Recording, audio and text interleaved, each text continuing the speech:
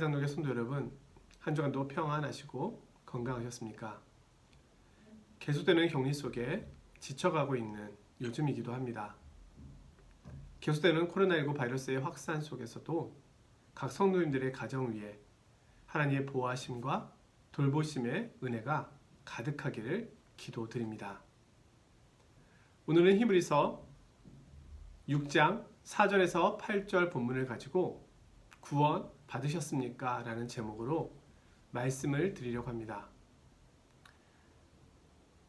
우리는 지난 시간에 히브리서 기자를 통하여 젖만 먹어서는 안 되고 단단한 음식을 먹어야 한다라고 말씀을 나누었습니다. 때가 오래되었으니 이제는 선생이 되어야 하지 않느냐라고 히브리서 기자는 권면하였습니다. 그리고 그리스도의 초보를 버리고 온전한 대로 나아갈 것을 말씀하였습니다. 그런 후에 오늘 본문에서는 우리가 온전한 대로, 완전한 대로 나아가야 하는 이유에 대하여 말씀해주고 있습니다.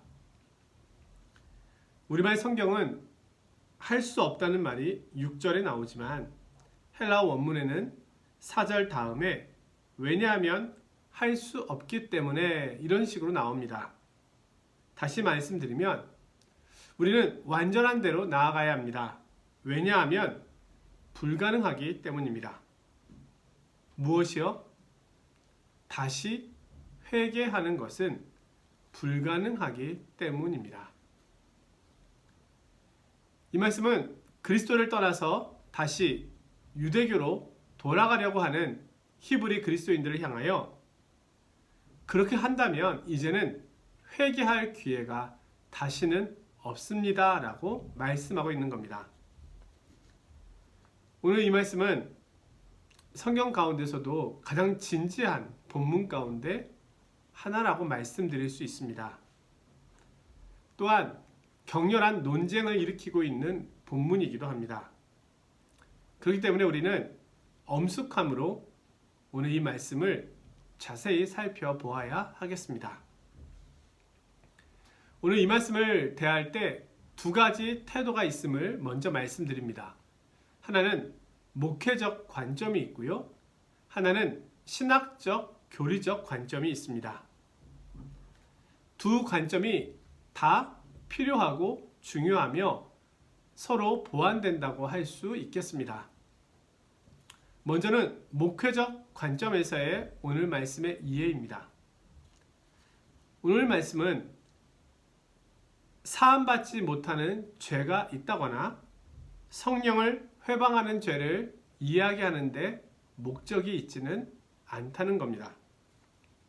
오늘 본문에서 보면 한 번 구원받은 사람은 절대로 타락하지 않는다라거나 아니면 한 번 타락한 사람은 영영 다시 구원의 복을 누릴 수 없다라든가 배교자는 교회에 다시 들어와서는 안 된다 라든가 어떤 죄가 사함을 받지 못하는 죄에 해당하는가 라는 신학적인 목적을 다루는데 이유가 있지 않다는 겁니다.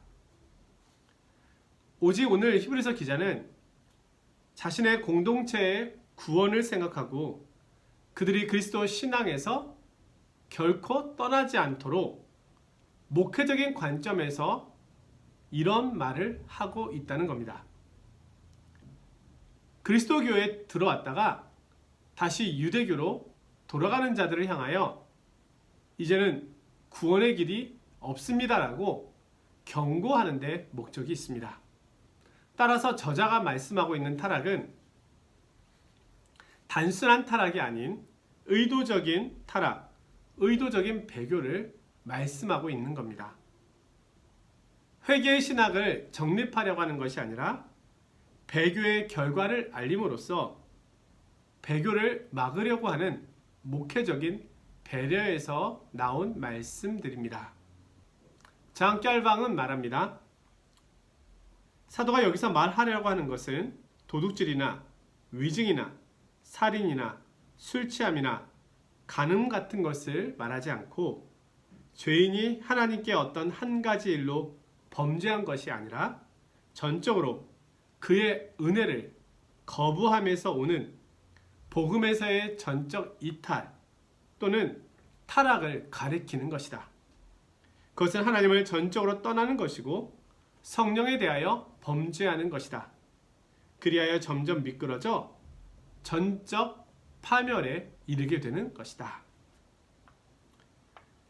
그리스도인의 신앙의 특권을 누린 사람이 의도적으로 그 자리를 떠난다면 구원을 잃는다는 겁니다.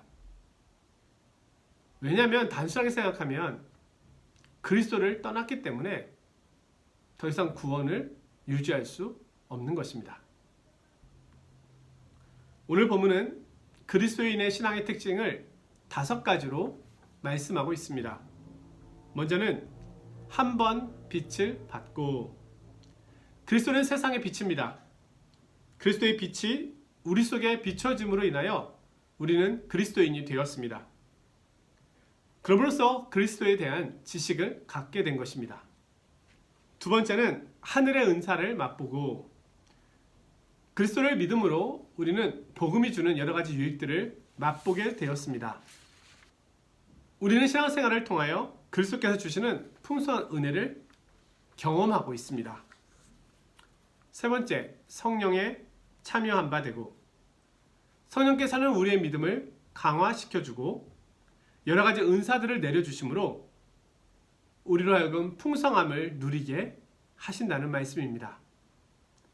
네 번째는 하나님의 선한 능력을 맛보았다. 이것은 복음의 말씀을 말합니다.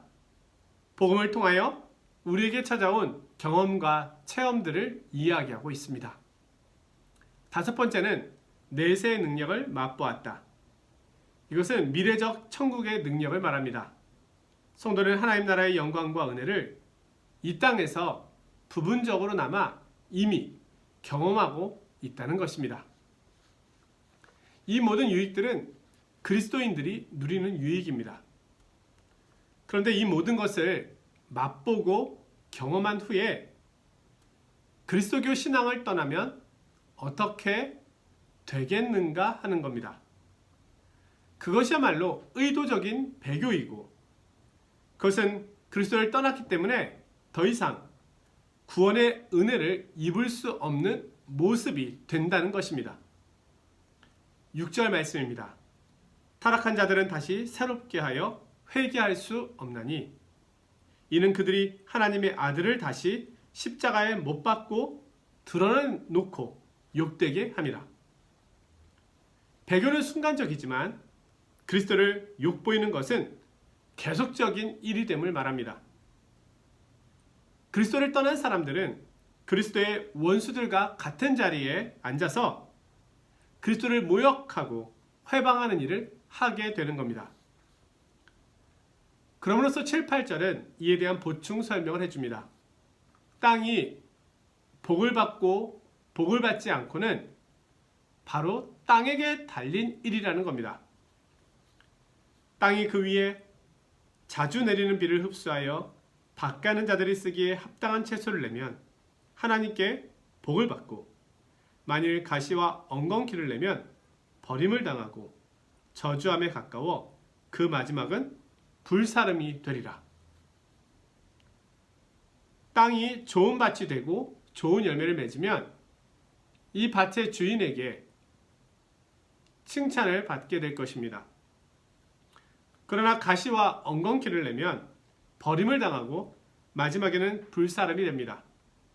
이와 마찬가지로 성도는 그리스도를 떠나지 말고 좋은 열매를 맺도록 힘써야 하는 것입니다.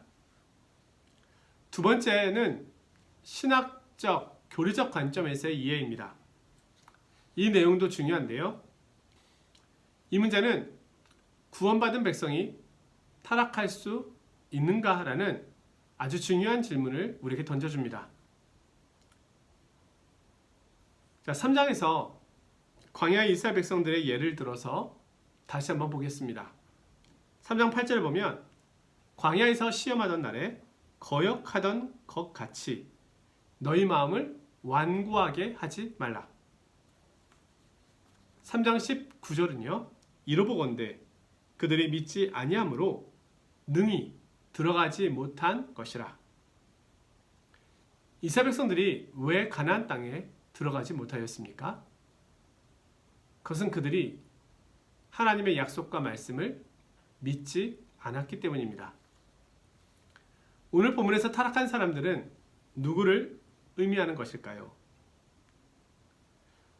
오늘 말씀은 이들이 한 번 빛을 받고 하늘의 은사를 맛보고 하늘의 선한 말씀과 내세의 능력을 맛보았다고 말씀합니다. 이런 단어들은 이들이 구원받은 백성임을 보여주고 있는 표현들입니다. 혹자는 구원받은 백성도 그렇기 때문에 타락할 수 있다는 것을 이야기하는 것이라고 말합니다. 감리교의 창시자인 요한 웨슬리는 이 구절에 대하여 다음과 같이 말하였습니다.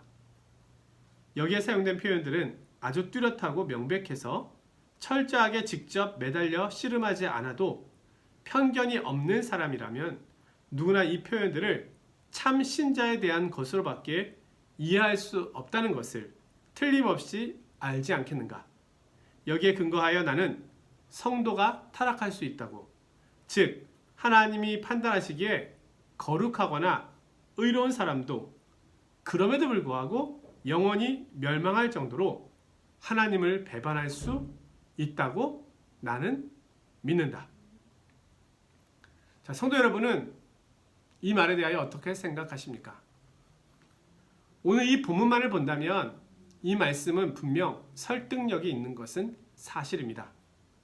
그러나 성경 해석의 가장 중요한 원리는 하나님께서 모든 성경의 저자가 되시고 모든 성경을 통하여 우리에게 말씀하셨기 때문에 성경의 다른 본문과 오늘 이 본문이 어떤 연결고리가 있는지, 어떻게 조화를 이룰 수 있는지를 살피며 해석해야 한다는 겁니다.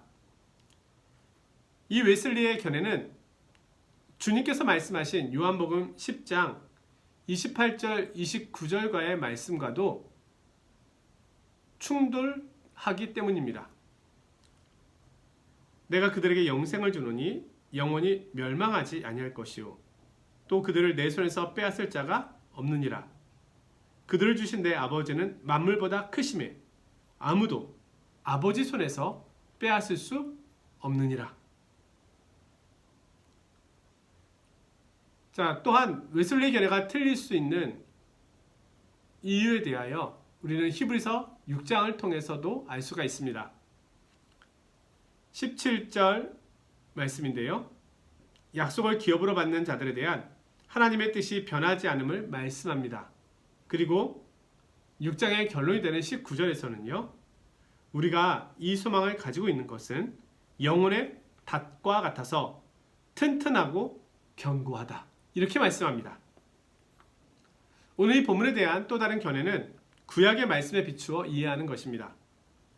우리는 앞에 3, 4장에서와 같이 출애굽을 했던 사람들의 대다수가 약속의 땅에 들어가지 못한 것을 보았습니다. 그들은 마음을 완고하게 했고 하나님을 믿지 않고 배반하였습니다. 그들 모두는 홍해를 건넜습니다. 세례를 받았다고 표현합니다. 구름 기둥과 불 기둥의 보호를 받았습니다. 광야에서 떨어지는 만나도 먹었습니다. 하나님의 백성들 가운데 함께 있었고 그 유익을 누렸습니다. 그러니까 그들은 경험도 있었고 체험도 있었다는 것입니다.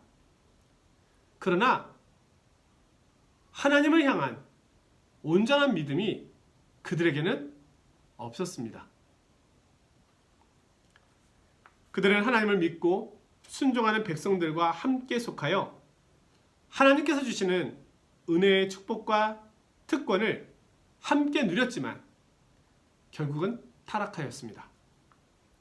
한번 빛을 받고 은사를 맛보고 성령에 참여한 바 되고 하나님의 선한 말씀과 내세의 능력을 맛보고도 타락하여 버린 것입니다.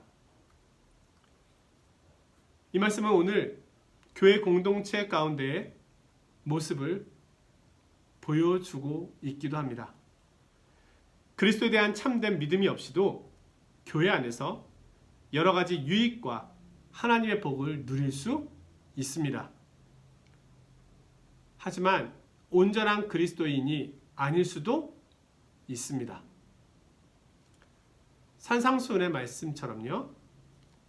7장 21절에 보면 나더러 주여 주여 하는 자마다 다 천국에 들어갈 것이 아니요 다만 하늘에 계신 내 아버지의 뜻대로 행하는 자라야 들어가리라. 그날에 많은 사람이 나더러 이르되 주여 주여 우리가 주의 이름으로 선지자 노릇하며 주의 이름으로 귀신을 쫓아내며 주의 이름으로 많은 권능을 행하지 아니하였나이까 하리니 그때 내가 그들에게 밝히 말하되 내가 너희를 도무지 알지 못하니 불법을 행하는 자들아 내게서 떠나가라 하니라. 이들은 처음부터 그리스도인으로서의 모양은 있었지만 그리스도인은 아니었다는 겁니다. 그러기에 그들이 타락하여 그리스도로부터 멀어지게 되었다는 겁니다. 우리가 성경에서 앞서 말씀드린 것과 같은 삶을 살았던 인물을 떠올려 본다면 가룟 유다를 생각해 볼 수 있습니다. 가룟 유다는 3년 동안 예수님과 함께 다니면서 그분의 가르침을 받음으로 빛을 보았고 하늘의 은사와 하나님 말씀의 선함을 맛보았습니다. 그가 복음 전파와 귀신을 쫓아내는 일에 함께 했던 점에서 본다면 그도 성령님의 은혜 속에 참여했던 사람이었습니다. 그러나 이 모든 것들이 그의 구원을 보증해 주는 것이 되지는 못하였습니다. 여기서 우리는 유다의 모습을 통하여 유다가 믿는 자의 모습을 가지고는 있었지만 중생하지 못하였던 사람임을 알게 됩니다. 그러나 중생한 사람들의 구원은 하나님께서 끝까지 이루신다는 겁니다. 베드로 사도도 생각해 봅시다. 그도 예수님을 부인하였습니다. 그러나 그의 인생의 결론은 가룟 유다와는 전혀 달랐습니다. 오늘 말씀을 따라 이 두 사람의 모습을 비교해 본다면 유다나 베드로 둘 다 배교를 한 것입니다. 그러나 한 사람은 타락하여 용서받지 못했지만 또 다른 한 사람은 용서를 받고 하나님의 귀한 종으로서의 사역을 감당했다는 겁니다. 오늘 우리는 이 두 사람의 차이의 이유를 오늘 본문의 7절, 8절에서 알 수 있습니다. 땅이 그 위에 자주 내리는 비를 흡수하여 밭가는 자들이 쓰기에 합당한 채소를 내면 하나님께 복을 받고 만일 가시와 엉겅퀴를 내면 버림을 당하고 저주함에 가까워 그 마지막은 불사름이 되니라. 문제는 비가 땅에 내리느냐 아니냐가 아닙니다. 왜냐하면 하나님께서는 악인과 선인에게 동일하게 햇빛과 비를 내려주시기 때문입니다. 중요한 것은 열매가 있느냐 없느냐 하는 것입니다. 베드로 사도는 회개하였고 넘어지는 일이 있었지만 다시 일어나서 끝까지 주님을 위하여 믿음의 길을 달려갔습니다. 많은 믿음의 열매들을 통하여 하나님께 영광을 돌려드렸습니다. 그러나 가룟 유다는 회개하지 못했고 다시 믿음의 고백을 드리지도 못하였습니다. 어떠한 믿음의 열매도 없이 넘어져서 일어서지 못하였습니다. 베드로가 주님을 배반한 것처럼 교회 역사에도 이런 무서운 일들이 있었습니다. 한국교회가 존경하는 한경직 목사님은 자신이 신사참배를 했다고 많은 사람들 앞에서 사죄하였었습니다. 그렇다고 해서 우리가 한경직 목사님을 향하여 타락하여 용서받지 못하였다고 말할 수 있겠습니까? 그럴 수는 없습니다. 베드로 사도가 다시 쓰임받았던 것과 마찬가지의 모습인 것입니다. 오늘 이 교훈이 우리에게 주는 것은 우리 믿음의 결과는 결국 우리의 열매라는 것입니다. 히브리서의 독자들은 지금 열매가 희미합니다. 아직도 그리스도 가운데 거할 것인지 아닌지에 대하여 갈등하고 있습니다. 그러니 열매가 맺힐 수가 없습니다.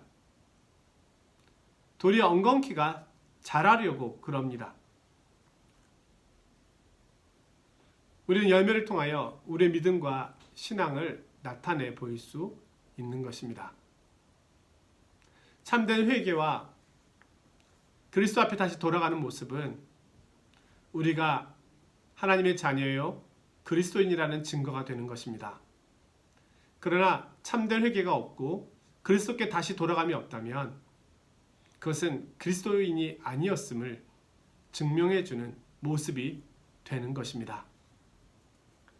하나님께서는 자신에게 나오는 자녀에게 복을 주시고 은혜를 베풀어 주십니다. 은혜의 담비를 때를 따라 부어 내려 주십니다. 우리가 주님을 택한 것이 아니고 주님께서 우리를 택하시고 부르셨습니다. 우리 믿음의 성도들도 비틀거릴 수 있고 넘어질 수 있습니다. 흔들릴 수 있습니다. 의심이 생길 수도 있습니다. 그러나 그때 우리는 더 그리스도 앞에 더 가까이 나아가기 위하여 힘써야 하겠습니다. 우리 믿음의 선배들이 많은 위기가 있었지만 그럼에도 불구하고 참된 회개와 믿음으로 나아갔던 것처럼 우리도 그렇게 하나님 앞에 나아갈 수 있어야 하겠습니다. 십자가의 사랑은 변함없이 나를 붙잡고 계십니다. 그 희생과 사랑을 우리는 떠날 수 없음을 고백해야 하겠습니다. 그 고난과 인내의 시간이 단단한 음식을 먹게 하는 시간이 될 것이며 완전한 대로 나아가는 시간이 될 것입니다. 참된 영원한 안식과 구원은 오직 그리스도인에게만 있습니다. 그러하기에 우리는 넘어지나 아주 엎드러지지 않게 하시는 주님의 은혜를 따라 다시 십자가를 붙들며 하나님 앞으로 나아가는 것입니다. 오늘 주님께서 붙잡아 주시는 놀라운 은혜의 손길이 있습니다. 이 손길을 기억하며 우리에게 주신 믿음의 경주를 이 어려운 시대 속에서 인내함으로 끝까지 잘 달려가시기를, 열매를 통하여 하나님께 영광을 돌려드리는 시간이 되시기를 주님의 이름으로 간절히 축원드립니다. 말씀을 마쳤습니다. 프랑스의 코로나19 바이러스 확진자 수가 격리 중에 있지만 코로나19 바이러스 확진자 수가 계속해서 많은 수를 나타내고 있습니다. 우리 코앞에 와 있는 코로나 바이러스, 계속해서 건강에 유의하시고, 그리고 바이러스의 확진 가운데 있는 또 우리 성도님들을 위해서 또한 우리가 간절히 기도해야 하겠습니다. 돌아오는 주일 1부, 2부 정상적인 예배를 드립니다. 방역수칙을 지키며 최대한 주의하여 예배를 드리도록 하겠습니다. 더 주님께 나아가는 복된 시간 되십시오. 안녕히 계십시오.